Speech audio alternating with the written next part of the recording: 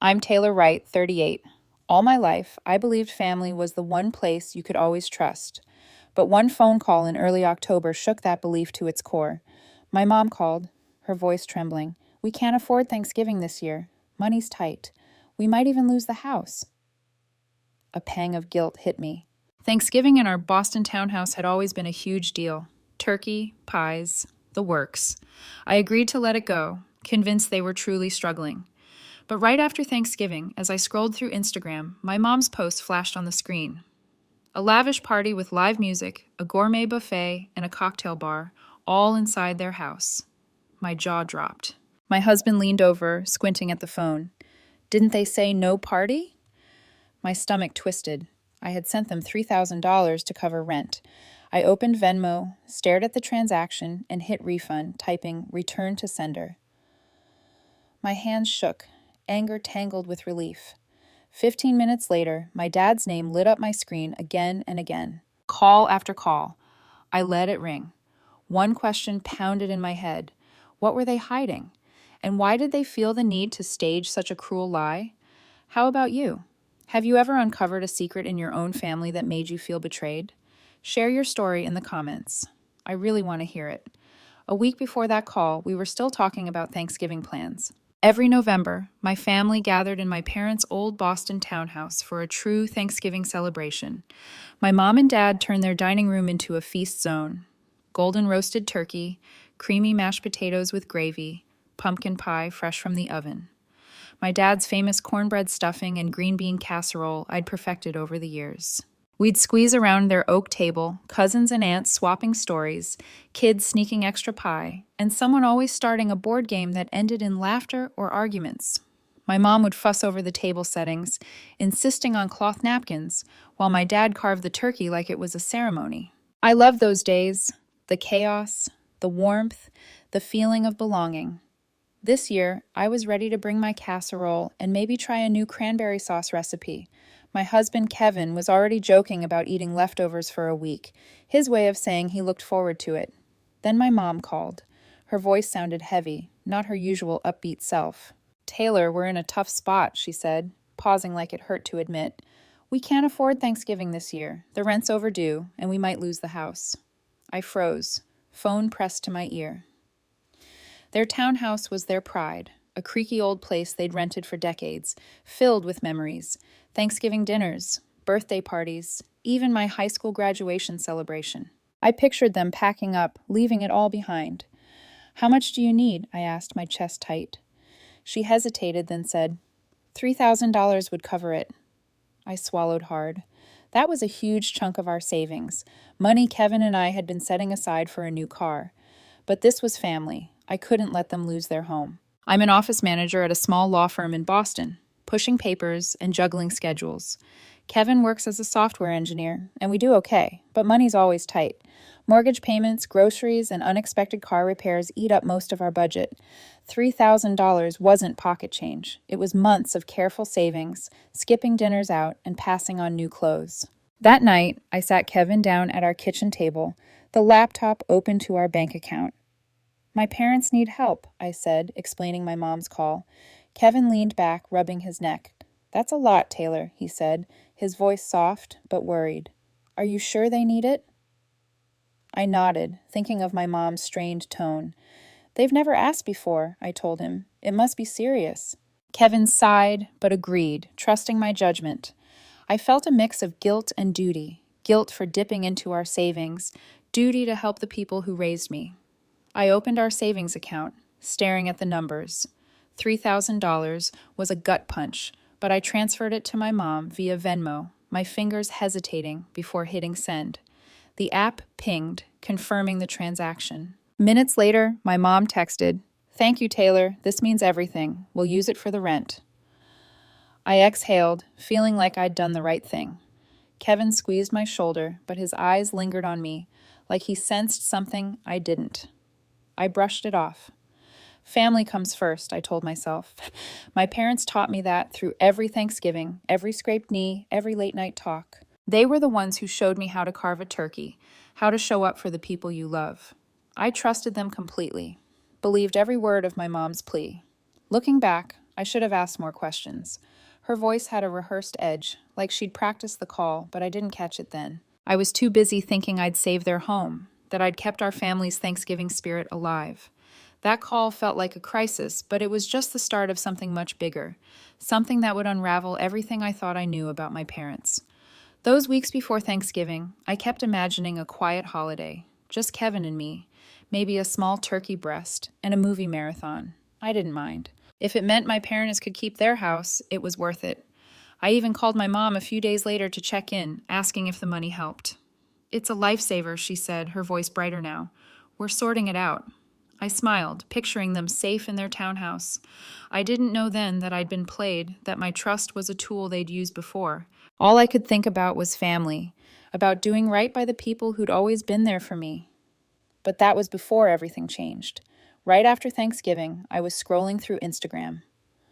My thumb stopped cold when I saw my mom's post. A photo of a packed dining room, string lights twinkling, a live jazz band in the corner, and a buffet table loaded with lobster tails, carved roast beef, and a cocktail bar with a bartender mixing drinks. The caption read, "Best Thanksgiving Yet." I blinked, thinking I'd misread. This was their Boston townhouse. No question. The worn leather couch in the background, the abstract painting my dad hung years ago. My heart thudded. They'd said no party, said they were broke, said my $3,000 was for rent to save their home. I clicked through the photos, each one a punch to the gut. My mom laughing with guests, clinking glasses. The table decked out with crystal and cloth napkins. A watermark in the corner read, "Boston Event Snaps," proof they'd hired a professional photographer. I shoved my phone at my husband, who was sprawled on our couch watching a game. "Look at this," I said, my voice sharp. He squinted at the screen, scrolling through the photos, his brow furrowing. "Didn't they say no party?" he asked, his tone calm but pointed, like he was piecing together a puzzle I was too angry to see. I grabbed the phone back, my fingers trembling as I opened the comments. Friends I didn't know gushed, "Amazing spread." "And you outdid yourself." One comment caught my eye, my mom replying, "Worth every penny. Worth every penny. My penny. My $3,000. I felt my face burn, a mix of rage and embarrassment washing over me. I opened Instagram again, checking the post date.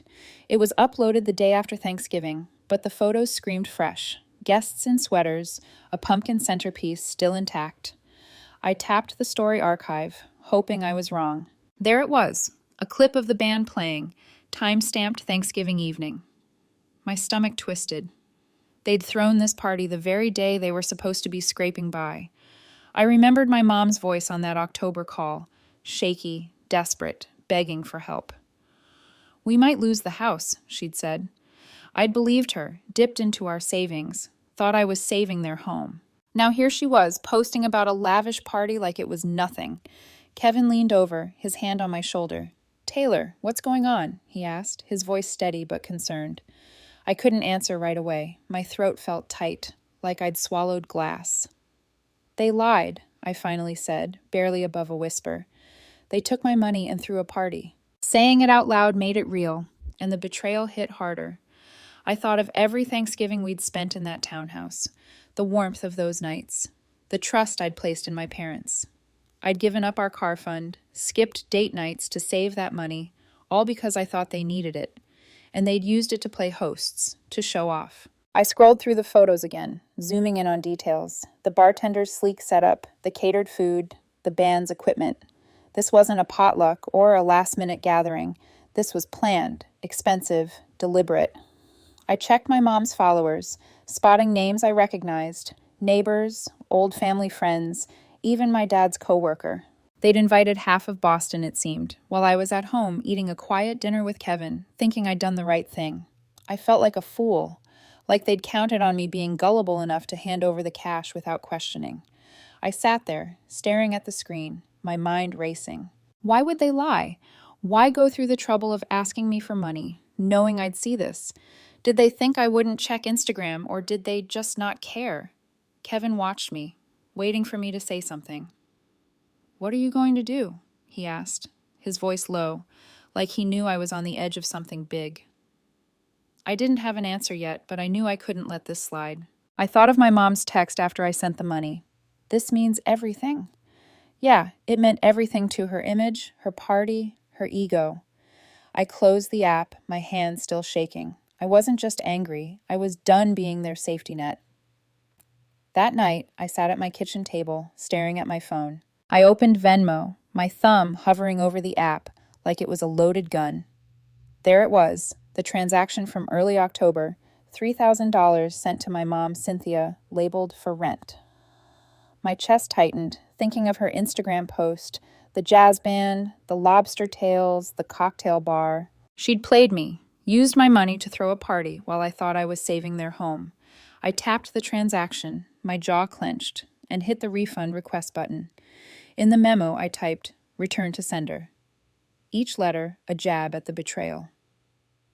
I pressed send, my heart pounding, fury mixed with a strange relief, like I'd finally taken a stand. The app pinged, confirming the request. I leaned back, exhaling, feeling lighter for the first time all day. My phone buzzed, almost instantly. A text from my mom popped up. "Taylor, what's this about? Why are you asking for the money back?" Her words dripped with panic, like she'd been caught red-handed. I stared at the message, my fingers itching to reply, to unload every ounce of my anger. But I didn't. I set the phone down, letting her stew in her own mess. Kevin raised an eyebrow, his voice low. "You okay, Taylor?" he asked, reaching for my hand. I nodded, but inside I was reeling. My mom's text wasn't an apology. It was a dodge. A desperate attempt to keep the lie going. I wasn't falling for it this time. Then my dad, Gary, called. His name flashed on my screen once, twice, 3 times in 10 minutes. I let it ring, each missed call a brick in the wall I was building between me and them. He left a voicemail, his voice strained. "Taylor, call me back. We need to talk about this." I didn't listen to the rest. I knew that tone, my dad trying to smooth things over like he always did when my mom stirred up trouble. But this wasn't a small fight over who forgot to call who. They'd taken my money, thrown a party, and lied to my face. I wasn't picking up. Not tonight. Maybe not ever. I turned my phone face down. The silence in the room heavy but deliberate. Kevin leaned forward, his eyes searching mine. "You don't have to answer them," he said, his voice steady, like he knew I needed permission to hold my ground. I nodded, my resolve hardening. "I'm done being their ATM." I said the words, sharp but true. I'd spent years jumping when my parents called, thinking it was my job to keep the family together. But this was different. I started to wonder if my dad knew about the party all along. He was always at those Thanksgivings, carving the turkey, playing host. Had he helped plan it? Had he stood by while my mom spun her sob story about losing the house? The thought made my stomach churn, my trust in him crumbling like old plaster. I picked up my phone again, not to reply, but to check Venmo one more time. The refund request was still pending. No response from my mom. I imagined her pacing their townhouse, trying to come up with an excuse. Another text came through. "Taylor, please, let's talk. You don't understand." I scoffed, tossing the phone onto the table. Understand? I understood perfectly. She'd used me, counted on my loyalty to get what she wanted. I thought of all the times I'd trusted her, believed her promises, sent money because she said it was for something urgent. How many of those were lies, too? I felt like I was seeing her clearly for the first time, and it hurt more than I expected. Kevin got up, grabbed 2 beers from the fridge, and slid one to me. "You did the right thing," he said, cracking his open. I took a sip, the cold liquid grounding me. "I just can't believe they'd do this," I said, my voice low, almost breaking. After everything, Kevin didn't say much. He didn't need to. His quiet support was enough, a reminder that I wasn't alone in this, but my mind kept circling back to my dad. He'd always been the softer one, the one who'd apologize for my mom's outbursts, who'd call to check in. If he knew about the party, if he let her lie to me, then my trust in him was gone too. I wasn't ready to face that yet, but I knew I couldn't unsee it. I glanced at my phone, still buzzing with another call from my dad. I silenced it, my decision firm. This wasn't just about $3,000. It was about respect, about not being taken for a fool. I'd given them my trust, my savings, my loyalty, and they'd thrown it back in my face with a catered buffet and a hired band. I wasn't going to let them guilt me into backing down. For the first time, I felt like I was drawing a line, one they couldn't cross again. My mom's text, my dad's calls, they could wait. I was done playing their game. The next morning, Gary showed up at our apartment in Boston. I opened the door to find my dad standing there, his face lined with worry, his usual easy smile gone. He held a coffee cup, probably from the gas station down the street, and his coat was rumpled like he'd barely slept. "Taylor, can we talk?" he asked, his voice low, almost pleading. I stepped aside, letting him in, though every part of me wanted to slam the door. Kevin was in the kitchen pouring cereal, but he stayed quiet, giving us space. I crossed my arms, leaning against the counter, waiting for whatever excuse my dad thought could fix this. He sat on our couch, clutching the coffee cup like a lifeline. "I'm sorry about last night," he started, looking at the floor. "I saw your Venmo request, and I know you're upset." Upset didn't cover it. I was furious, betrayed, but I let him keep talking. "Your mom planned that Thanksgiving party months ago," he said, his words slow, deliberate. "She used your $3,000 to pay off some debts, then spent what was left on the catering, the band, the whole thing." My breath caught, my mind reeling. Months ago. So her October call, that shaky voice begging for help to save their house, was a lie from the start. And my dad knew. "You knew?" I asked, my voice sharp, cutting through the room. He nodded, eyes still down. "I told her not to do it, Taylor, but she said it was for the family, to keep up appearances." I felt like I'd been slapped. "Appearances," I repeated, my hands clenching. "You let her lie to me, take my money, for appearances." My dad flinched, finally meeting my eyes. "We didn't want to lose face," he said, his voice cracking. "The neighbors are friends. They expect the big Thanksgiving at our place. It's tradition." Tradition. The word stung, twisting memories of our family dinners into something hollow. I thought of all the years I'd trusted him, believed he was the one who kept things steady while my mom pushed for extravagance. But he'd stood by, let her spin her story, let me empty my savings for a lie. I paced the small living room, trying to keep my voice steady. "That was our money," I said, pointing toward Kevin, who was watching from the kitchen, his jaw tight. "We gave up our plans, our savings, because you said you were losing the house." My dad rubbed his face, looking older than I'd ever seen him. "I know we messed up," he said. "I should have stopped her. I'm sorry, Taylor." His apology felt like too little, too late. If he was sorry, why didn't he tell me the truth before? Why let me find out through a stupid Instagram post? I saw it now. He wasn't just a bystander. He was part of it, complicit in my mom's scheme.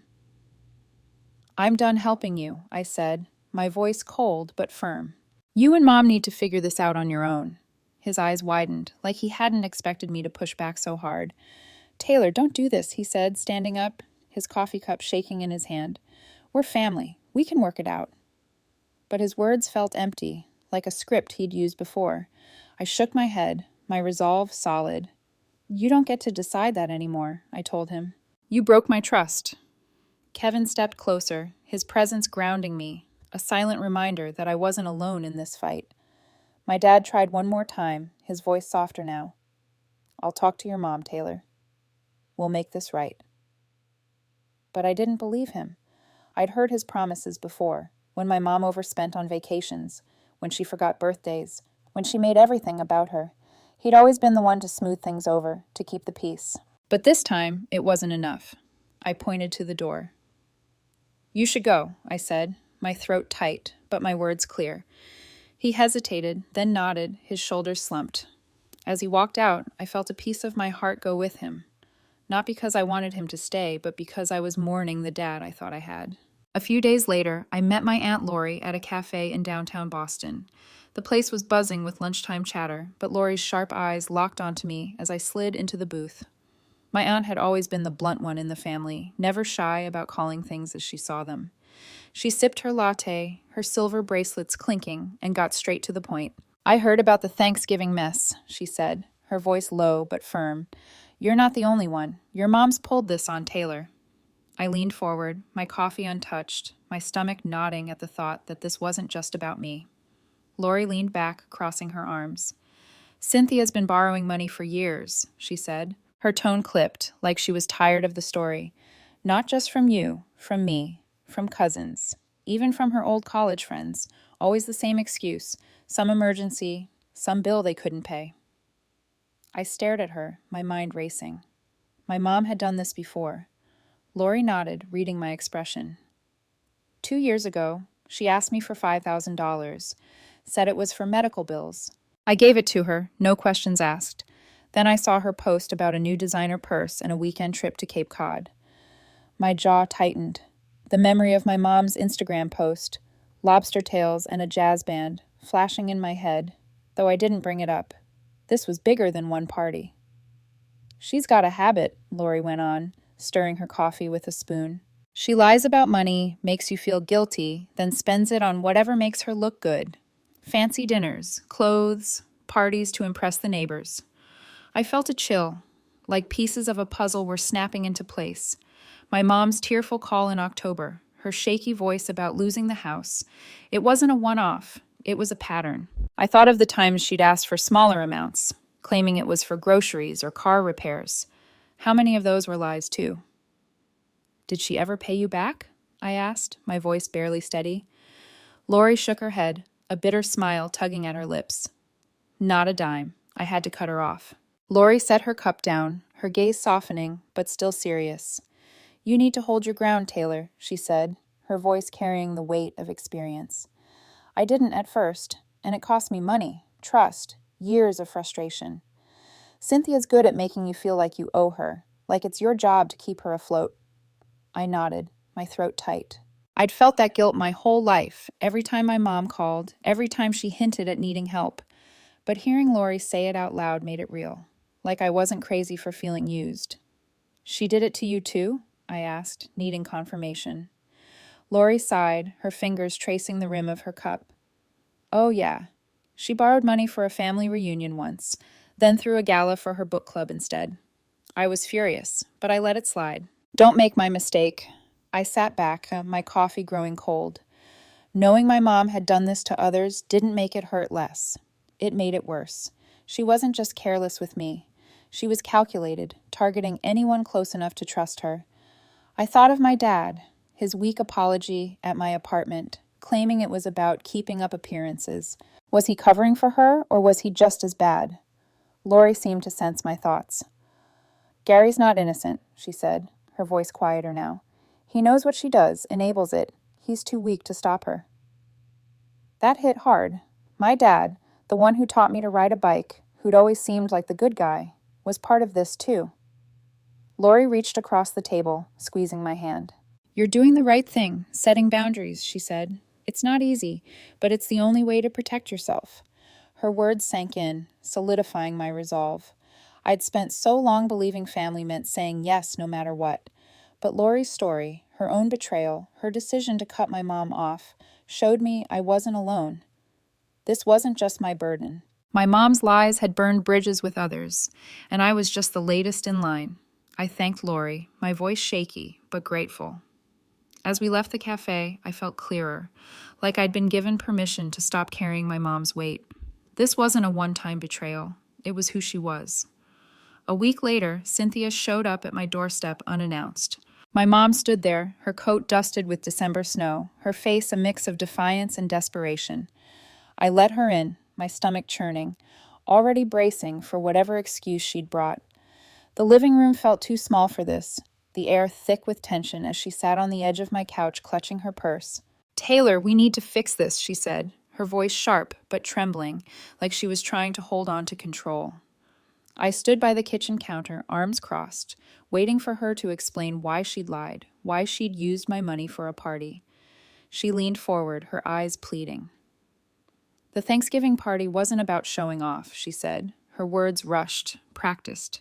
It was about keeping our family tradition alive, bringing everyone together. I almost laughed, the irony stinging. Tradition, the same tradition she'd claimed they couldn't afford. I shook my head, my voice steady but cold. You told me you needed $3,000 to save the house, I said, not to throw a party with a band and a bartender. Her face faltered, but she doubled down, pulling out her phone. I can show you the receipts, she said, fumbling with the screen. We paid the rent, Taylor. The party was just extra. But as she swiped, a notification popped up. A group chat with her friends and my dad, Gary. I caught a glimpse of the messages before she could tilt the phone away. One from her, sent the day after Thanksgiving. Nailed the party. Taylor's money came through. My heart stopped, the emoji like a slap. I grabbed the phone from her hand, ignoring her protest, and scrolled up. More messages. Told her we might lose the house. Worked like a charm. And my dad replying, "Good call. Let's keep it low-key." My hands shook, my vision blurring with rage. They'd planned it, laughed about it, used me like a pawn. "You mocked me," I said, my voice low, dangerous. "You bragged about lying to me." I held up the phone, the screen glaring with proof. Cynthia's face went pale, her mouth opening, then closing.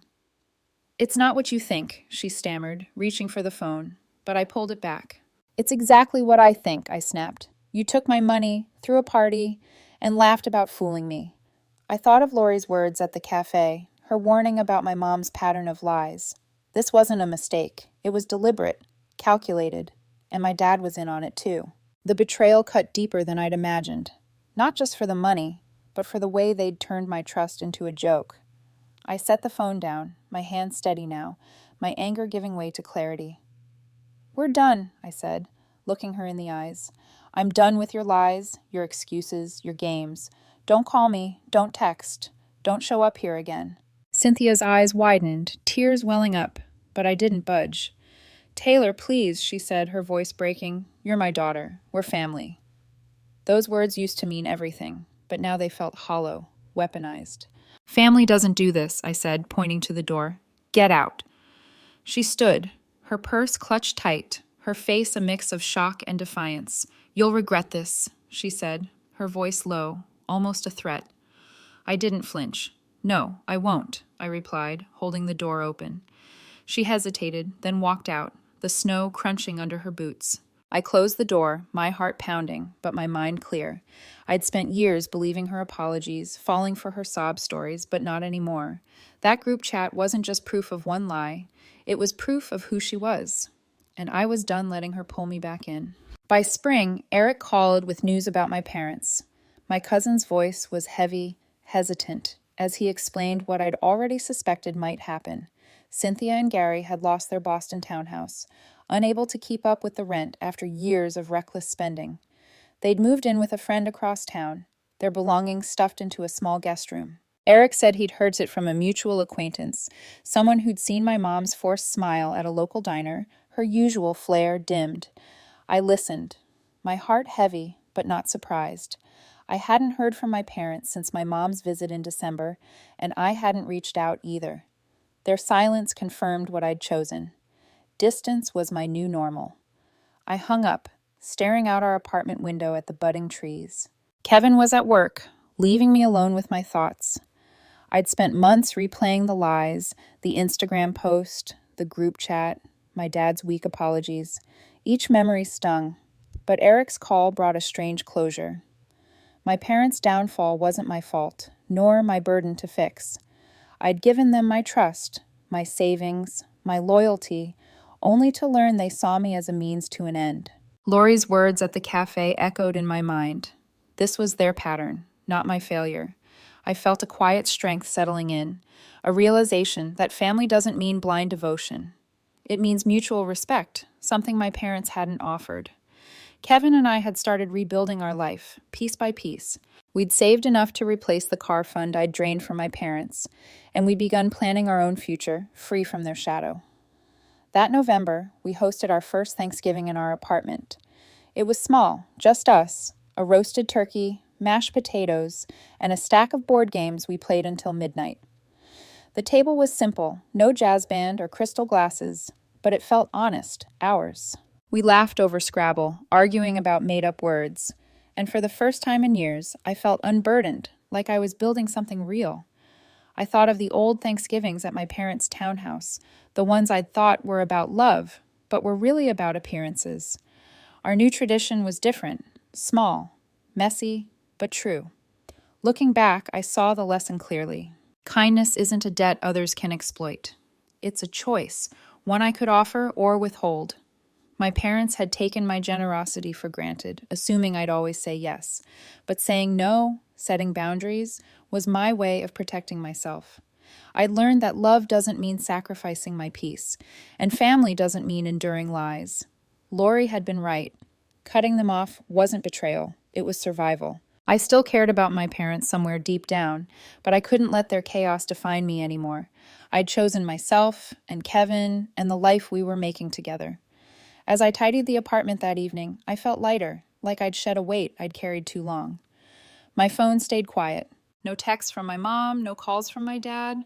Eric's update was the last thread, tying me to their world, and I was okay letting it fray. I wasn't bitter, just done. The lesson wasn't about revenge or resentment. It was about knowing my worth. I'd given too much for too long, but now I knew better. Next Thanksgiving, Kevin and I would carve our turkey, play our games, and build memories that didn't rely on lies. That was enough.